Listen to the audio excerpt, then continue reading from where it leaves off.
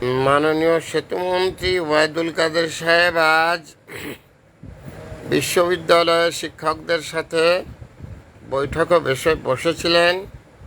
বেরিয়ে এসে ব্রিফ করেছেন, আলোচনা ফলপ্রসূ হয়েছে, খুব আনন্দের কথা।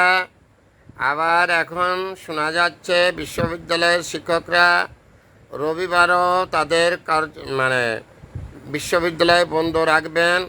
ওই দিন রাতে বা ওই দিন আবার যখন সরকারের লোকের সাথে গভর্নমেন্টের প্রতিনিধি অথবা গভর্নমেন্টের সাথে কথাবার্তা হবে, তখন আবার সিদ্ধান্ত নেবেন।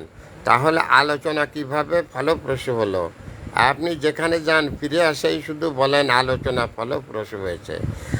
আলোচনায় যদি ফলপ্রসূ হয় মাননীয় সেতুমন্ত্রী ওবায়দুল কাদের সাহেব, তাহলে শিক্ষকরা রবিবারেও কেন কর্ম বন্ধ রাখবেন, স্কুল কলেজ বন্ধ রাখবেন? এটা আপনি দয়া করে জানাবেন কি? Thanks a lot viral sir, বিনা বেতনের পারিবারিক পাঠশালার শিক্ষক।